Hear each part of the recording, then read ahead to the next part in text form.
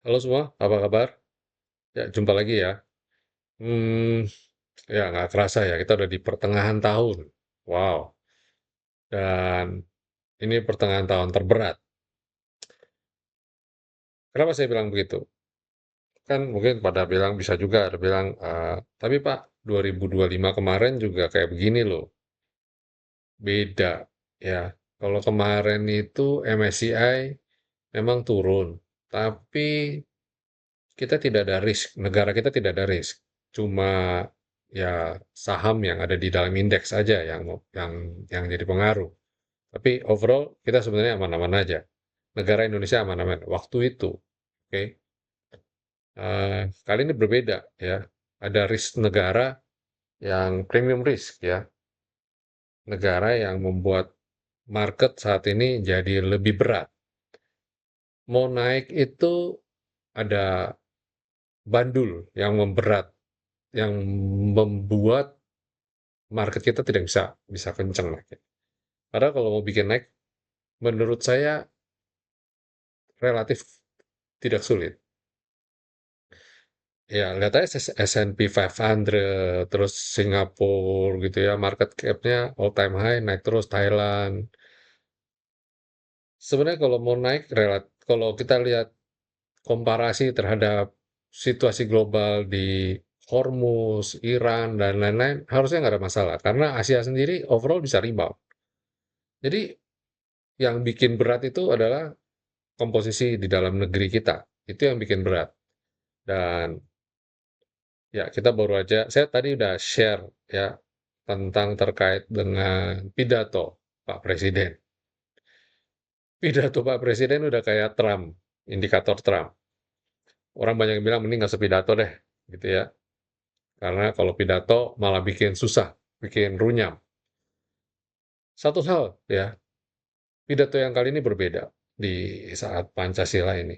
Di hari lahirnya Pancasila ini beda pidato beliau.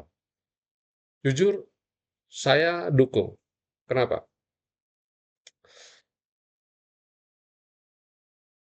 Apa yang mau dijalankan sama Pak Presiden itu adalah niat luhur.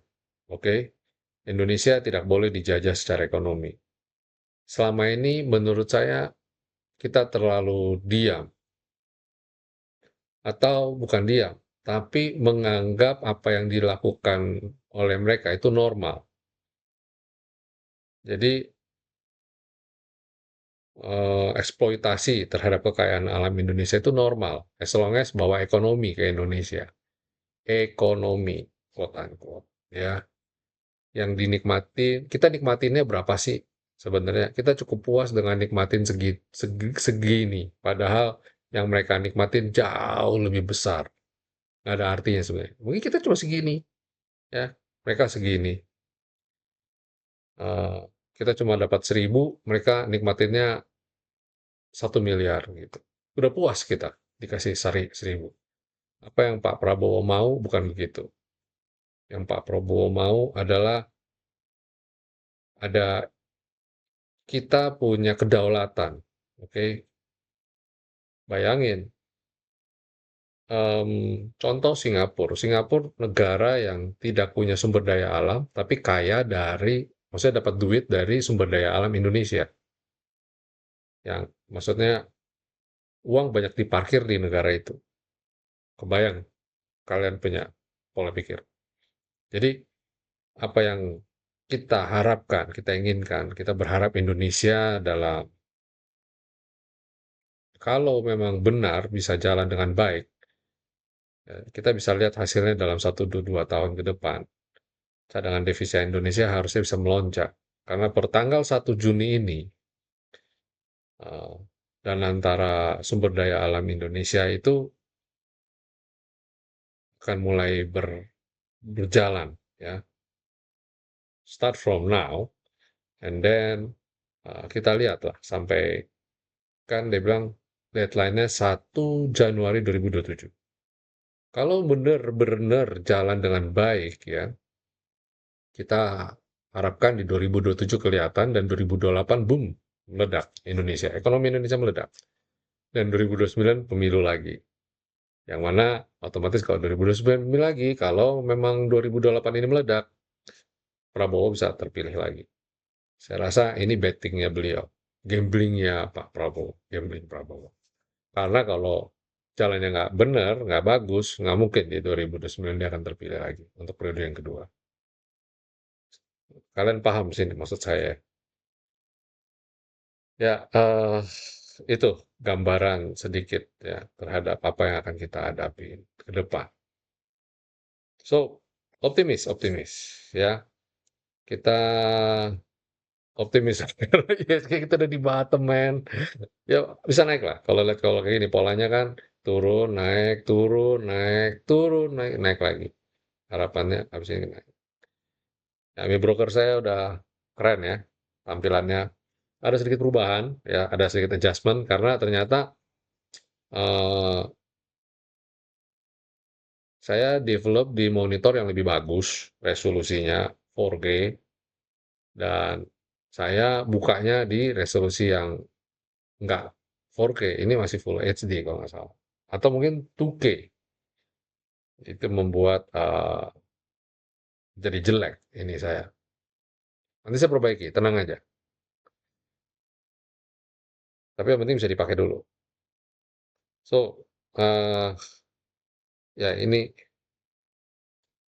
sebenarnya kepake juga nih Pak Cita. Cuma datanya entah kenapa kayak begini. Harusnya datanya nggak gini. Harusnya datanya nyambung, bagus. Eh, kayak gini tuh, nah, terus dia nyambung tuh. Ini kenapa terhenti ini? Ini algonya mesti saya rubah juga. So, ya ini ya sudah di bottom banget, ya, sudah di bottom banget. Sangat-sangat bottom oversold banget. Ini potensi rebound, yes, ke depan. Ya. Terus di hari Jumat kemarin itu transaksi kita berapa ya? Semoga masih ada datanya. Karena kita udah jalan berapa hari nih RTI kita. Eh,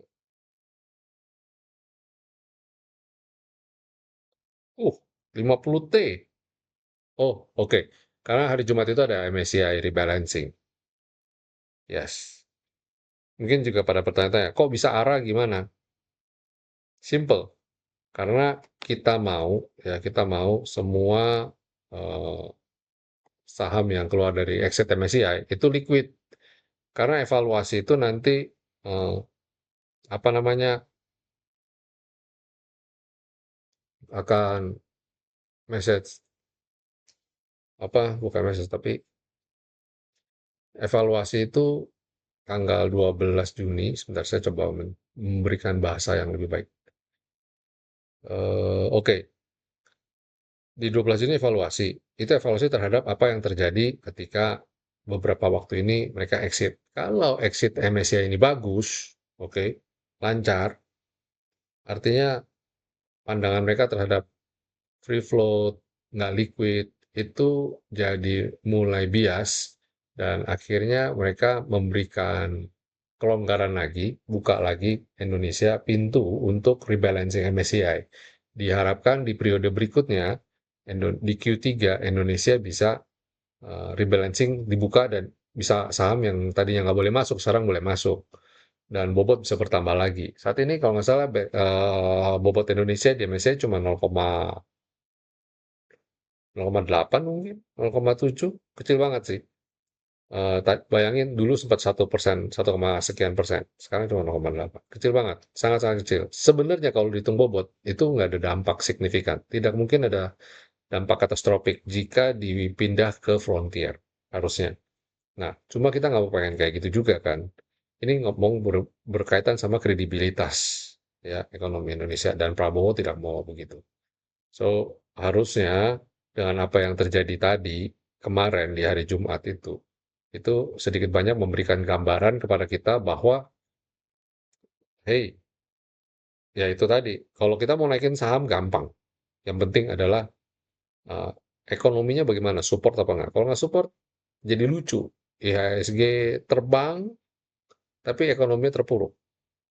Ya, nggak aneh. Especially di rupiah. Rupiahnya mendekati 18.000, men. Selasa kacau. By the time saya buat video ini, yang gencatan senjata 20 hari, ini sudah berubah lagi karena ternyata Amerika melanggar lagi gitu ya. Dan Iran bilang dia akan stop mengirim proposal perdamaian ke Amerika. Yang penting Amerikanya aja. Kalau mau Amerika yang berdamai, ya silakan Amerika yang kirim proposal dan kita akan tinjau. Serius apa enggak? Nggak serius ya udah. Ya sudah, that's it. Ya bener juga sih. Saya kalau jadi Iran juga capek gitu loh ya.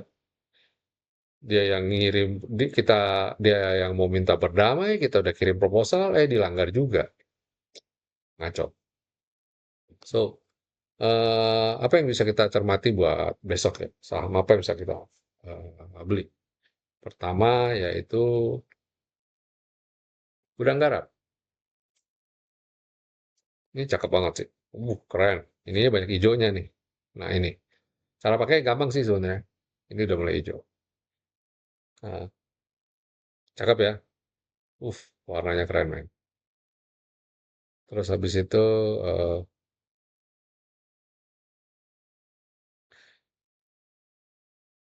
Mina.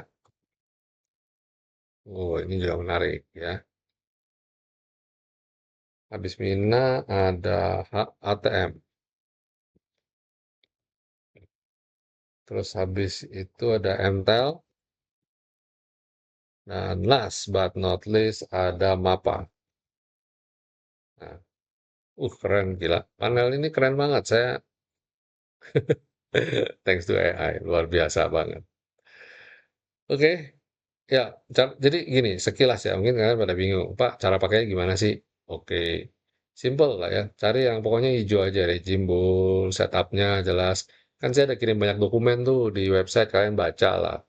Ya, TS2 itu apa, D, C apa, C2 itu apa. Kalian kalian kalian pelajarin ya. Ya, itu terkait dengan break box, buy di bottom, terus atau kalau enggak beli ketika dia oversold, dia turun drastis dalam itu, terus panik ya, panik buy gitu ya, ini ya kayak gitulah. Kalian kalian pelajari deh. Saya juga nggak hafal karena jujur saya masih beradaptasi juga. Eh, saya banyak melakukan testing quant ya, testing quant, backtest gitu ya. Nah, ini yang outputnya kayak kayak gini gitu. Saya backtest output luar biasa sih data saya itu sampai jelimet dah. Saya aja baca pusing. Pelan-pelan saya mencerna. Tapi percaya aja kalau datanya benar, hasil kalkulasinya benar. Jadi saya pasrah aja udah. Oke, itu aja dari saya di akhir pekan ini, long weekend ini ya. Benar-benar harus ketemu karena perubahan di WCG itu menjadi W-Quant ya. WCG Quant itu udah banyak banget. Saya aja bingung. Sampai jumpa, stay safe, stay healthy, and God bless you all. See you.